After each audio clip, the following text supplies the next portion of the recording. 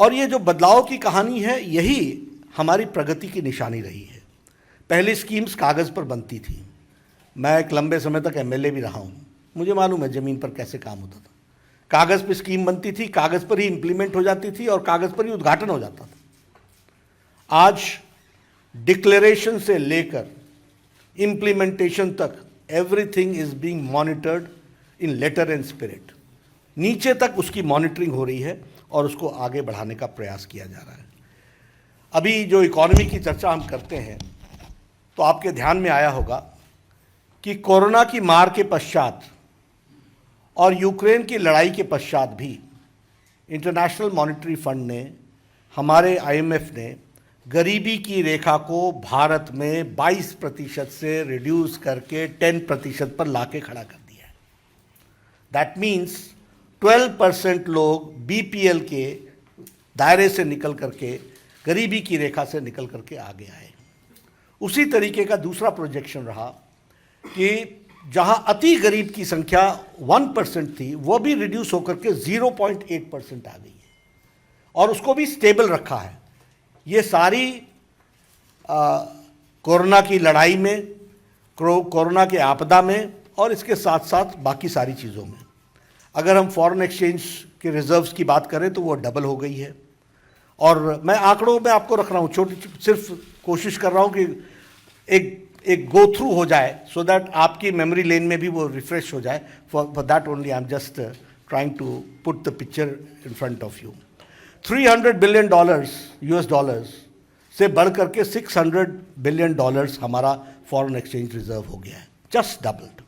उसी तरीके से आप देखिए प्राइमरी स्कूल्स, हमारे शिक्षा मंत्री जी बैठे हैं, 70 सालों में शिक्षा विभाग ने 6,37,000 स्कूल्स बनाए थे और हमारे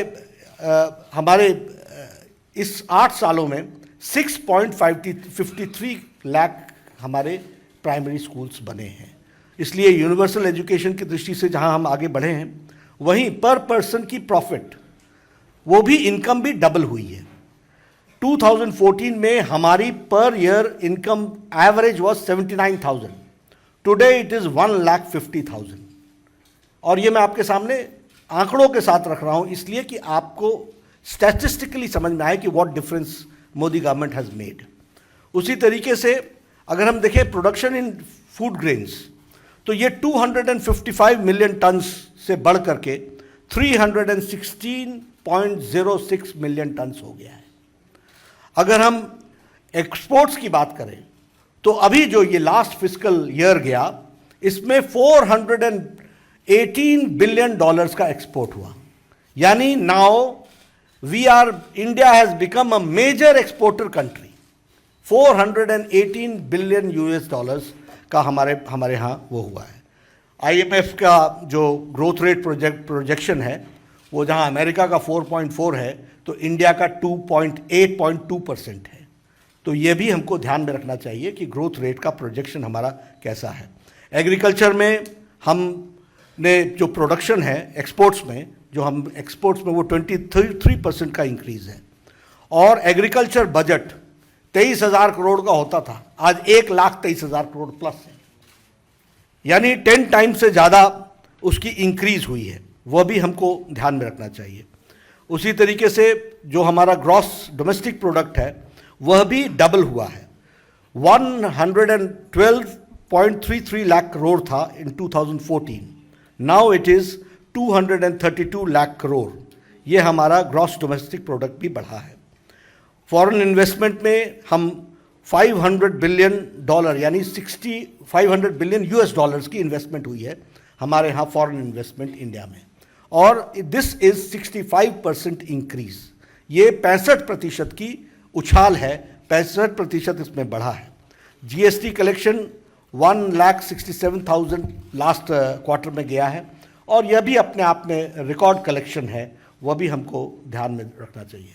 ईज़ ऑफ डूइंग बिजनेस, ये 2022 के बाद हमारे पास 2020 के बाद स्टैटिस्टिक्स नहीं आए हैं, क्योंकि वो ईज़ ऑफ डूइंग बिजनेस का वो स्टैटिस्टिक्स निकालना बंद हो गया है। लेकिन last is it started from we were on the 142 number and the last was 63, we had reach 63, और आज 2022 में निश्चित रूप से हम और आगे ही बढ़े होंगे, उसके स्टैटिस्टिक्स हमारे पास नहीं हैं।